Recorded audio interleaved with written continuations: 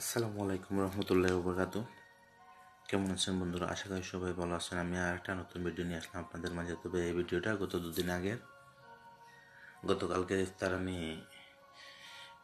বানাইনি কিছু, আর একটু ঝামেলা ছিল, মন ভালো ছিল না, সেই জন্য তো ওইগুলা বানাইছিলাম। নরম খিচুড়ি, আমাদের সিলেটের ঐতিহ্য, এটা হয়তো হয় নাই। আর একটু পায়া বানাইছিলাম, আর একটু আমি মুগ ডাল দিয়ে এটা বানাইছিলাম। আমার কাছে অন্য ডাল ছিল না।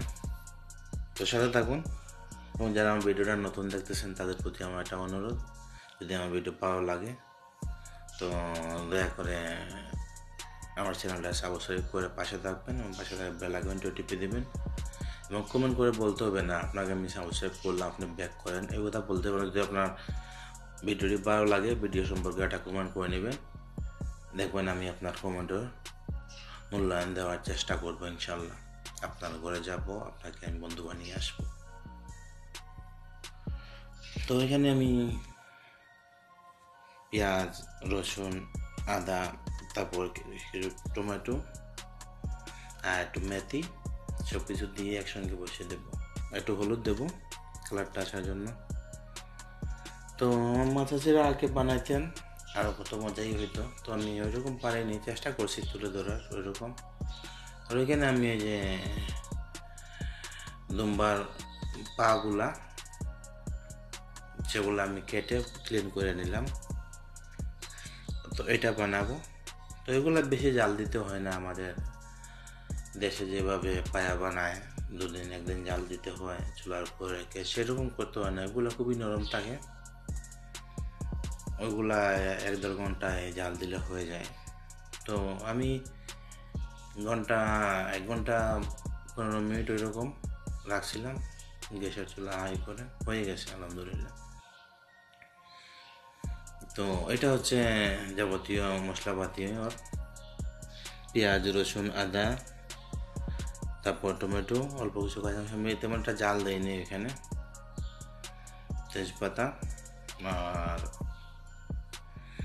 বাকি সব কিছু আছে। ওখানে গরম মশলা আছে, এখানে জিরা আছে, কালো জিরা আছে, তারপর মরিচ গুঁড়া, হলুদ গুঁড়া, মাখন গুঁড়া, সব কিছু মিলিয়ে এভরিথিং যা লাগে সব কিছুই আছে ওইখানে। তো এই লবণ একটু বাড়িয়ে দিচ্ছি, কারণ পানিটা খুব বেশি বাড়িয়ে দেবো। আমি তো কোনো তেল ইউজ করবো না, ওইটাতে কোনো তেল দেবো না, তেল ছাড়াই, কারণ এমনি এটা থেকে তেল বাইর হবে, সেজন্য আমি আর কোনো তেল ইউজ করিনি। তো আলহামদুলিল্লাহ অনেক মজা হয়েছিল। আমি গত পরশু দিন খাইছিলাম, গত এই তরকারিটাই ছিল, একটু কারি ছিল, সেটা দিয়ে আমি গতকালকে ভাত খেয়ে এনেছি, কারণ ভালো লাগেনি, তাই কিছু বানাইনি। আজ বানাবো ইনশাল্লাহ, আজ বানালে কাল পাবেন, এটাই। তো এই দেখেন আমি পানিটা একদম পাতিলাকে ভরে দিয়েছি, আর এখানে আমার খিচুড়িটা হয়ে গেছে। তো এটাকে আমি ঘি দিয়ে বাগার দেবো একটু, কারণ আমি চাইলে ঘিটা এইখানেই দিতে পারতাম, কিন্তু এখানে দেইনি। ভাবলাম যে ঘি দিয়ে বাগার দেবো। কিছু পেঁয়াজ আছে, রসুন আছে, একটু আদাও আছে। আমি 3টা জিনিস একসঙ্গে বাগার দেবো, মানে করে। এখানে আমি ঘি নিয়ে নিয়েছি পরিমাণ মতো, যতটুকু লাগে আমার। আর আসলে বয়সটা হয়তো কীরকম লাগবে, আমি ঘুম থেকে উঠছি মাত্র, উঠে বয়সটা করতেছি। ভিডিওটা 2 দিন আগের। তো এখানে আমি এই পেঁয়াজ, রসুন, আদা সব কিছু দিয়ে আমি ভালোভাবে ওইগুলোকে ভেজে নেব। ভেজে নিয়ে তারপরে আমি বাগারটা দিয়ে দেব। তো আসলে আমার ভিডিওটা যারা দেখতেছেন আলহামদুলিল্লাহ সবার প্রতি আমি অনেক অনেক ঋণী, কৃতজ্ঞ। আপনাদের এত সুন্দর সুন্দর কমেন্ট পেয়ে সত্যি আমি যতই কষ্ট করি না কেন, যত কষ্ট করে ভিডিওটা বানাই না কেন, ক্লান্ত থাকি না কেন, আপনাদের কমেন্ট পড়ে আমার মনটা আনন্দে ভরে যায়, সব ক্লান্ত দূর হয়ে যায়। ভাইয়ারা পুরা দেশ বিদেশ থেকে যে যেখান থেকে কমেন্টগুলো করতেছেন, মাশাআল্লাহ অনেক ভালো লাগে। এই দেখেন আমি ওইটাকে বাগার দিয়ে দিলাম। তো অনেক মজা হয়েছিল। বিশেষ করে দোয়া করি প্রবাসী ভাই বোনেরা যারা আছেন, আল্লাহ আপনাদেরকে সবাইকে ভালো রাখুক, সুস্থ রাখুক এবং আপনজনের সাথে মিলেমিশে রাখার তৌফিক দান করে দেব আল্লাহ, এবং 5 ওয়াক্ত নামাজ পড়ার তৌফিক দান করে দেব। এবং সভাপতি একটা অনুরোধ, সবসময় সুস্থ থাকার চেষ্টা করবেন, নামাজ পড়বেন। রোজা মাস তো চলেই যাচ্ছে, আর কয়টা রোজা বাকি আছে। তো এই দেখেন চপ বানাইছি, নতুন নতুন সিস্টেম, বিটরুট, তারপর ঢেঁড়স, তারপর গাজর, ওইগুলা দিয়ে চপ বানাইছি, নতুন নতুন সিস্টেম। আমার আসলে মনে যখন যা চায় আমি তাই করি, তো আমি ট্রাই করলাম, তারপরও খাইতে আলহামদুলিল্লাহ ভালো হয়েছিল চপগুলা। আসলে এক একটা এক এক রকম হয়েছে, ভালোই লাগছে। বিশেষ করে ঢেঁড়স দিয়ে যেটা বানাইছি আমি ভেন্ডি দিয়ে, সত্যি আনকমন একটা খাবার লাগছে, এত বেশি পিচ্ছিল লাগেনি মুখে, কেন জানি বেগুন চপের মতোই লাগছে সাধারণত, খারাপ লাগেনি। তো প্রবাসী ভাই বোনদের প্রতি এটাই অনুরোধ, ভালো থাকার চেষ্টা করবেন এবং ফ্যামিলিকে ভালো রাখার চেষ্টা করবেন। এবং নতুন যারা আসতেছেন কাজ শিখে আসেন, সাথে একটু রান্নাও শিখে আসবেন, ভালো হবে, আপনাদের উপকার হবে, এবং ভালো চাকরি নিয়ে আসেন, আপনাদের উপকার হবে। তো গতকালকে একটা নিউজ দেখছিলাম, ওমানে কে নাকি অনেক মানুষকে কি হাবিব পেয়ারে, আসান হাবিব পেয়ারের মতো এটারও নাম, একটা নিউজ দেখছি, দালাল মানুষকে এনে ওইভাবে প্রবলেম করতেছে দেশে। তো আসলে কিছু কিছু মানুষ আছে নিয়ে আসে, কিছু কিছু মানুষের খারাপ ওরা নিয়ে আসে, এসে বাকি সবাইকেও খারাপ করে।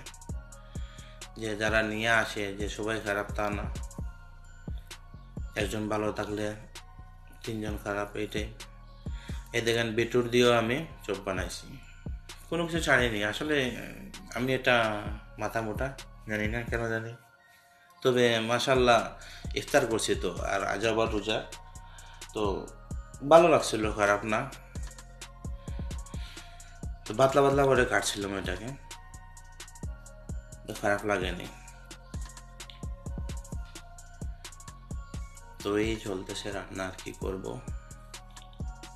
আসলে কালকে এসে বাজারও নিয়ে আসা হয়েছে, আসলে ইদানিং ভালো লাগতেছে না, কাজ কাজ কাজ। রোজা রাখো, নিজের ইফতার নিজে বানাও, ইফতার শেষ কাজ করো, নামাজের সময় আসছে নামাজে যাও, তারপরে এসে আবার কাজ করো, সেহরির টাইম পর্যন্ত সেহরি বানাও, যেটাই রান্না করো। ভাত আমি তো সন্ধ্যার টাইমে বানিয়ে নিই একসঙ্গে তরকারিটা, কারি যেটা লাগে, ভাত রান্না করো, খাও, খেয়ে আবার আরাম করো, আবার সকালে উঠো। তো কি করবো, ওইখানে আমি 2টা শাকের দিয়ে আমি 2টা চপের মতোই বড়া বানাইছি, তো ওইটাও খাইতে ভালো লাগছে, খারাপ লাগেনি। আর আমি সবচেয়ে বড় ভুল করছি, আমি বেসনে হলুদ দিইনি, ভুলে গেছিলাম, এই জন্য সাদা সাদা দেখাইছে। বেজে নিয়েছি একটু কড়া করে, হালকা একটু হলুদ দিলে কালারটা একটু সুন্দর আসতো, এটাই। তো ইফতার টাইমে এই 2টা নিয়ে ঝগড়া লাগাইছিলাম আমরা দুজন, আমার সঙ্গে যারাটা থাকে। আমি বলছিলাম তুই বড়াটা খাবি না ছোটোটা খাবি, বলতেছে না আমি বড়াই, বললাম না তোকে দেবো না, যদি বড়াটা খাস তাহলে ওইখানে বিটরুটের চপ একটা পাবি, আমি 3টা খাবো। ওইরকম মজা করে খাইছি আমরা, অনেক ভালো লাগছে আলহামদুলিল্লাহ। তো সবাই সবসময় ভালো থাকবেন, সুস্থ থাকবেন, আপনাদের প্রতি একটা দোয়া অনুরোধ রইল। এবং যারা রোজা রাখেন, অনেক মানুষ আছেন ইফতার করার থাকে না, আল্লাহ তাদেরকেও ইফতার করার তৌফিক দান করে দেব, ভালো মন্দ সব কিছু মিলিয়ে। আশেপাশে যারা আছেন যদি চেষ্টা করবেন, যদি পারেন তাহলে কাউকে দিয়েন, যত আপনার তৌফিক অনুযায়ী আপনার যতটুকু দিয়ে ভালো হবে ততটুকু দিয়ে নেই। দেখেন আমার রান্নাটা কীভাবে হয়ে পেকে গেছে, ওইগুলো অনেক ভালো লাগছে আলহামদুলিল্লাহ, খাইতে অনেক ভালো লাগছে। তো কি বলবো, নিজের রান্নার গল্প নিজে বললে তো আর কি হবে না, তা আপনাদেরকে দেখানো নি কারণে। তো বয়সটা হুট করে শেষ হয়ে যায়, আসলে বুঝে উঠতে পারি না, সময় থাকে তারপরে দেখি শেষ হয়ে যায়। অনেক সময় দেখি যে 30 সেকেন্ড 35 সেকেন্ড আছে, আমি সালামটা দিয়ে দেবো, কিন্তু তখন হুট করে শেষ হয়ে যায় 1 সেকেন্ডের ভিতরে। তো ভালো থাকবেন সবাই, আমি সালামটা দিয়ে দিলাম। ইনশাল্লাহ আবার কথা হবে। আল্লাহ হাফেজ। আসসালামু আলাইকুম রহমতুল্লাহ বরকাত। আর এই হলো আমার ইফতার গত 2 দিন আগে, ওইগুলা দিয়ে ইফতার করছিলাম। তো এই খিচুড়ির সঙ্গে ওইগুলা একটু নিয়েছিলাম, এত বেশি ভালো লাগছিল খেতে। তো আল্লাহ হাফেজ, ভালো থাকবেন।